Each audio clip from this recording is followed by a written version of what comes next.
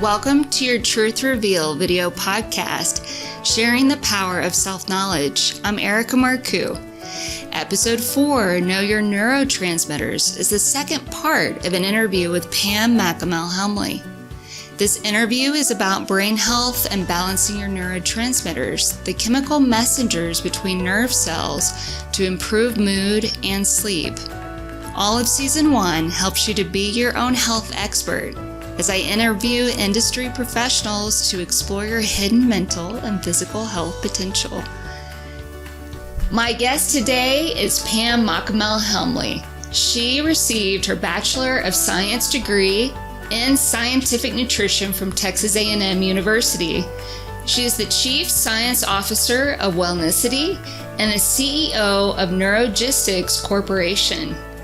She began neurotransmitter testing to help clients deal with sleep disorders, anxiety, depression, and focus.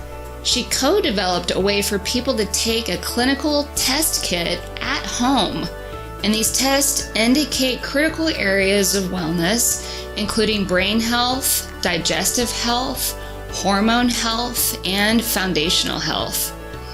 This interview is to help people who want to reduce anxiety, elevate mood, and improve focus. Know that you can take an at-home test to show your neurotransmitter levels and make changes to improve your health. It's really great to just know that you're doing something better for your body, and it lets your body adjust. You are changing the biochemistry of your body when you start taking action on doing some things healthfully. Pam, I am so pleased that you're here today to share your knowledge with our audience. Thank you so much. I'm so happy to be here. Yay. Thanks for having me, Erika. We've been talking about neurotransmitters and hormones. I'd love to hear more about glutamate. Oh, sure. You know, it's a really important neurotransmitter. It is the most excitatory neurotransmitter that we have. I didn't know that. Which is why some folks, when they eat MSG in Chinese food or in something, it gives them a headache because not everyone's able to clear MSG the same, but our brain makes some. And many times when neurotransmitters are out of balance, the brain tries to balance itself in other ways, and it will send glutamate out. And so it's very excitatory. It can affect your sleep cycle, but it also plays a role in focus. So it has a good side, even though it's a little bit tricky on the bad side. Okay, excellent. Can you tell me about GABA? GABA is probably our greatest friend besides serotonin. It's the most abundant calming neurotransmitter. And interestingly enough, it's made from glutamate. So the most excitatory neurotransmitter converts into the most inhibitory. Whew, tricky biochemistry there. But anyway, GABA is important. Many people call it nature's Valium. It helps calm us down. It plays a significant role with sleep cycle. And you have those really laid back friends. They are GABA heavy. Oh, really? And then the ones that aren't so, they're a little bit more uptight. They probably are a little low on GABA, perhaps serotonin too. The one thing that's important to know about GABA is folks that smoke pot, they burn out their GABA. How is that? How does that work? Well, it releases GABA into the synapse, much like alcohol does. So folks that are low in serotonin many times will drink more, and it releases GABA. It's on GABA receptors. So that's why it's really not great to drink right before you go to bed. Better to drink earlier with your dinner, let your liver process it, and then you can sleep. But when you smoke pot, it releases GABA. Because we have to make it from our dietary proteins, you can run out. So is CBD oil being such a hot topic? It's wonderful. It's wonderful. Yeah, it's a great benefit because it's anti-inflammatory. It really depends on the THC content. Not everyone can process CBD or THC. Okay. Which is the psychoactive, component to CBD.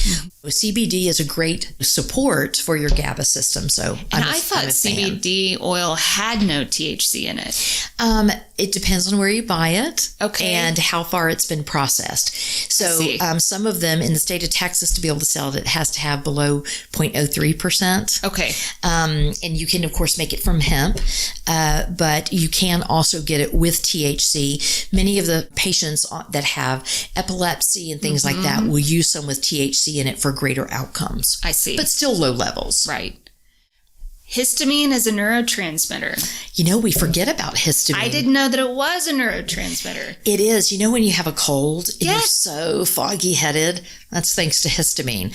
So histamine not only responds to inflammation, it is an important neurotransmitter. Your brain needs to know if there's a problem. You've come in contact with poison ivy, or you're getting a cold and you need to sleep more. So histamine is important. We want to have enough of it, but too much is really deleterious to our sleep cycle, our focus and memory. I know that we're going to be talking about gut soon. Histamine plays a huge role.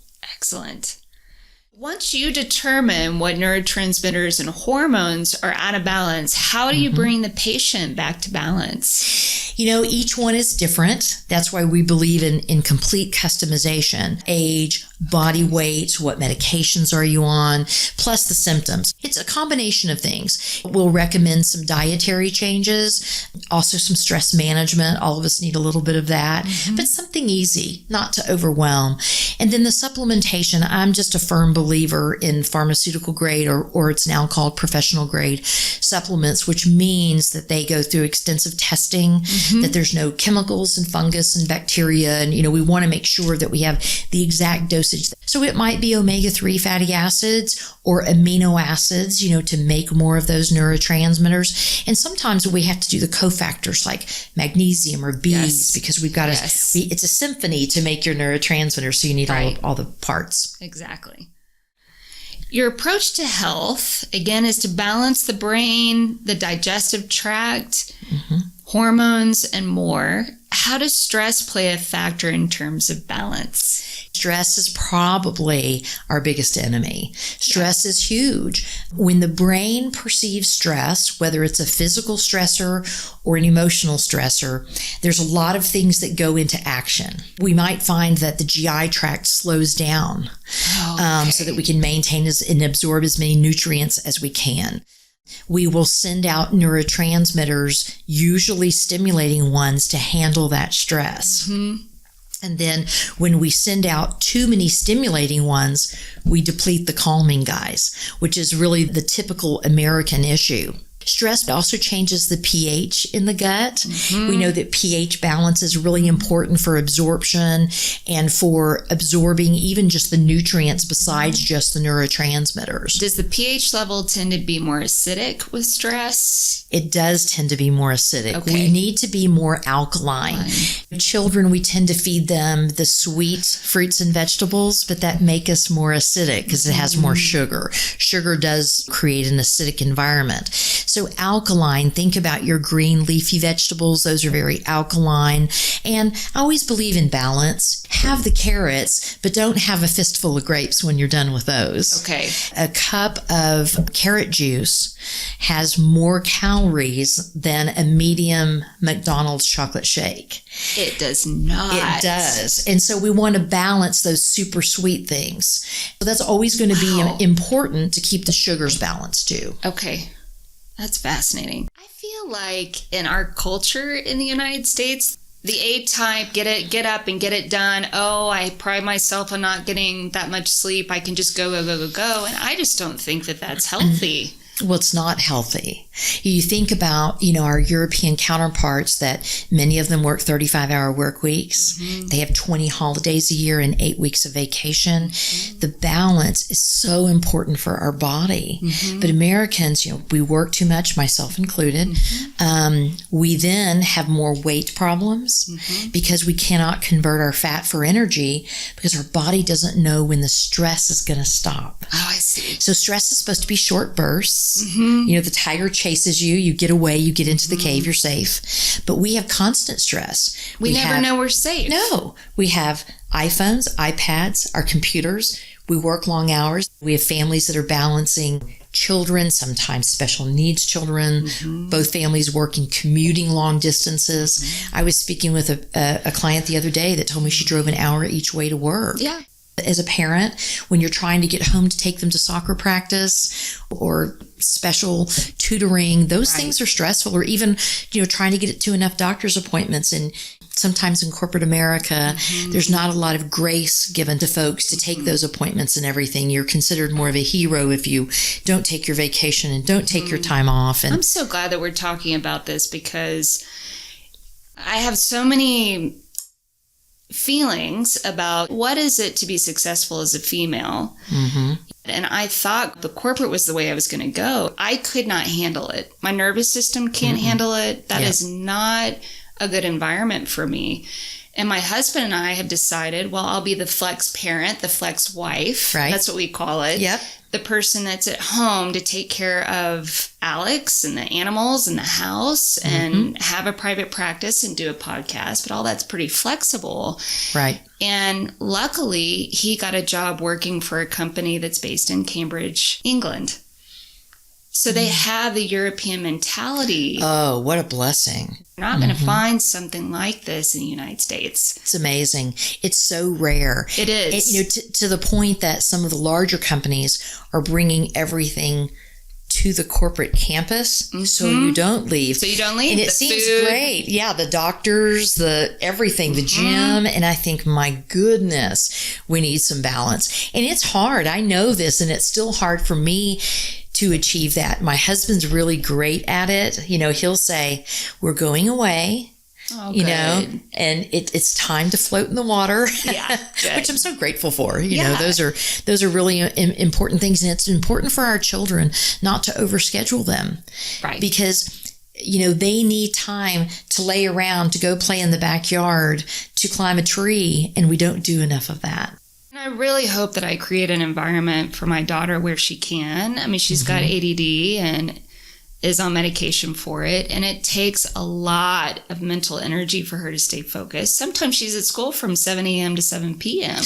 Wow. And that is just her soccer schedule or extra tutoring or whatever. If she wants to lay around all weekend, go for it. Absolutely. If she wants to sleep 12 hours, go for it. Right. They did a study a while back with executive women, and what they found is if they would lay on the ground and put their feet up for, it was either 15 or 20 minutes, that they could drop their cortisol levels 40%. I believe it. And it's dramatic. So that meant no music, no phone, no anything. Go to Tahiti in your brain, pray, meditate, or whatever. And that's pretty dramatic. And it was funny. Yesterday, I was laying on my back with my feet up in my office, and my clinicians came by, and they knew exactly what I was doing. Good. And they were like, "Can we ask you a question?" I said, no. Go ahead. It'll just take me 10 more minutes with my adrenals. Yeah. But norepi and epi, that's what we were talking about. Right. Those are excreted from the adrenals. Yeah. So when the brain is stressed, those little bitty walnuts that sit on top of your kidneys, that are your stress organs, they have to excrete this neurotransmitter. And sometimes we'll see a type A personality whose excretion values aren't high. They're actually low because they can't keep up with the demand. Oh. So if the only way to make your brain chemicals is through the proteins in your diet, and you use them at a faster than normal rate, something's got to give. Gotcha. Right? So then they start gaining weight. That's usually when we see, kids usually do pretty good in their high school and college years. I now see more than I ever did in that age range. But then when they get their first job and they've been surviving miraculously with lots of stomach acid on pizza and beer, suddenly they have their first job and it's difficult. They're gaining weight. Now their gut's messed up, and they don't have that flexibility of walking around campus and doing a club, where you can do an intramural sport. Thinking about being in college, I was at UT. I probably walked maybe 5 miles a day. Absolutely. Just to get to my class. But I don't think about that today. Yeah. I'd have to go to the gym and intentionally do it because it's not built into the lifestyle. It's just not, particularly in a town where we drive everywhere. Yes. When people are working with you, how do you manage their expectations of their progress? I think that we have to have balance when we're making change. There are certain brain types that can do like an elite athlete, make drastic changes quickly exercise like a crazy person and do all those things, but most of us can't. So I believe in just taking a few things. Ask the client to really watch their water intake. Think about making one diet change at a time. Even something as simple as if you take gluten out, exchange it for a potato or some rice or some corn, you might find that your serotonin goes up a bit. We have studies where we've taken folks off of gluten and their serotonin goes up. Wow. It just makes sense. Yeah. So you want it to be simple. Makes sense to you. Absolutely. Yeah. So we think about drink your water, make a dietary change, take your supplementation and do something for stress management. Maybe it's laying on the couch with your feet up, with a little peace and quiet once the kids are in bed or you're home alone. And if we try to do everything at once, we fail, as we see with things like diet programs. And everyone wants to make these drastic changes, and it can be really difficult. It's just a slow education process, and you have to give yourself a break. If you're implementing some change, you're doing a good thing for your body, and it's a marathon. Also, the practitioner doesn't know necessarily how your body's going to adjust. I've worked with certain practitioners and we've gone in pretty dramatic directions with food. That wasn't what I necessarily needed. And I think that it was too much, too fast, and not really knowing how that was going to affect the overall picture. I think the minor adjustments and really looking to see if that's changing in the direction that we want to is the way to go. Well, we don't want to create stress while we're trying to get healthy. Yeah. I know it's so common though. When you see that you're supposed to have 5 leafy greens, oh my goodness. So if you think about, someone tells you need to have this many servings and you've been having 0, 5 would be overwhelming. So how about the first week, get 1 in a day? Yes. Decide I'm going to have 1 really great serving. Put it in your smoothie. Put it in your eggs. Make an omelet with it. Have a salad if you like that. There's so many different ways to get them in. It's just a matter of not overwhelming yourself. And then the next week, go to 2 servings. It's really great to just know that you're doing something better for your body, and it lets your body adjust. You are changing the biochemistry of your body when you start taking action on doing some things healthfully. Right. It's important to understand that gut health mirrors brain health, and gut dysfunction can result in brain dysfunction. How can the brain heal if the gut isn't healed? Well, you're really chasing your tail if you don't do both at the same time, because the gut is actually continually sending messages to your brain. Every organ in your body must be fed from your gut, unless you're taking, of course, a sublingual supplement, and you can get that into the bloodstream. The gut has to be healthy. That's your enteric nervous system. Which has also ENS. ENS, you'll hear it called that. And it is sending information to the brain. It's not always the brain sending information to the gut. So that was huge for me to learn. It's like a super highway from the gut to the brain. And I think like 90% of the information is going from the gut up. Right. And you think about cravings. If for breakfast, instead of having protein, you have a muffin. Well, that affected your blood glucose. You didn't get the protein to help normalize the blood glucose of your brain. So your gut is saying, wasn't enough. I'm hungry. That information is going up, and then the brain goes, oh, eat again. If you start off with too many carbohydrates, your brain doesn't have what it needs to really maintain the day. So it's really tricky. But the gut must be healthy. And when you start healing the gut, it's going to take time. Think if you had to clean a 7,000 square foot house. It takes a while. We were talking earlier about stress. So when we take in something that your body can't process, it may take 3 to 5 days to get the particles of that food out of your body. So me, for example, if I have some gluten, I don't do well with it. If I have some, I might not feel bad the first day. I think, well, that went well. Well, the next 2 or 3 days might be a little brutal. Yeah.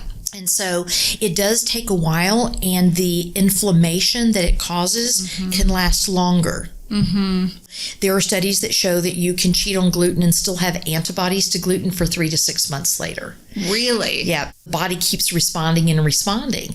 But I do believe in balance in everything we do unless you have celiac. And there is a difference between sensitivities and true allergens. You know, the allergens can cause anaphylaxis, but sensitivities can be hard on your body and last 3 to 5 days. Think about if you have a strawberry, for example. So you have a strawberry and it has to go through 32 feet of intestines. First, it's broken down in the stomach, and then it's got to bounce off the walls of the intestines to get all the way out. The nutrients are absorbed. The waste then is excreted. Well, that can take a while. It's not a perfect system. It's really important to keep it as clean as possible, to have balance in the water that you drink. Take your body weight, divide it in half, and that's the minimum number of ounces to take in every day.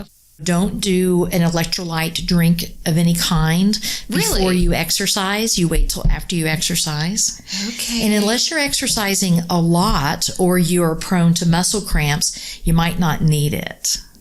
There's so many things to learn. There's so many things to implement. There's enough information where people are overlapping with the facts. And to me, that is gold. Because there's a lot of what's being said by, a psychiatrist's perspective, a counselor's perspective, a physical therapist's perspective, and now yours, that at least gives us a better guideline, because it's really hard to find all this information in one package. It really is, and it's so important to have all those pieces together. I see a physical therapist, and I was asking him, I said, do you encourage your patients to sweat? And he goes, no, not really. I just give them the exercises. I said, we know if they sweat, they'll detoxify. It's the best organ in the body that we have for that. And so he said, I've been telling people to sweat. So that collaboration and getting all the information together is just imperative for us to be healthy. And what works for one person doesn't work for another. Part of it is keeping the conversation alive. So it's collaborating and continuing to talk about the things that do work. Just human nature. If we stop talking about it, if we stop bringing it up to the surface, we forget about it. Right. And then all the information that we're learning in all these different fields just goes by the wayside. And I just don't want that to happen. I want us to keep collectively feeling better and just being happier. Absolutely. It's nice to know that you can take action. That it really just needs to be a global picture for walking forward into health. Well, and that makes it so much easier. I just so appreciate not only your time today, but the fact that you have made it your mission to take care of yourself. And in doing that, you've really created some wonderful tools for people out there to be able to understand their own neurochemistry better and to be able to work with what we've got and make the best of who we are. Well, I really do have the best job in the world. That's awesome. So do I. Our featured product for this episode is the My Brain Balance at-home neurotransmitter test. Stress, a poor diet, and genetic factors can cause these chemical messengers to get out of balance. And with the Wellnicity program, you'll receive supplemental and dietary solutions to bring your levels back into normal ranges for overall brain health. Go to yourtruthreveal.com/store and use promo code TRUTH for a 20% discount. Episode 5 is titled Know Your Counselor with Sharon Bean. I'm meeting my clients where they are at. Some people are ready to do lots of hard work from the go, and some people are just learning about emotions. Right. What supplements do you take to improve your brain health? I invite you to post your answer in the comments below. There are also great resources in the description. Please subscribe and click on the bell so you'll know when the next episode is available. For more learning, download your free worksheet at yourtruthreveal.com. Thank you for watching. I'm Erika Marcoux.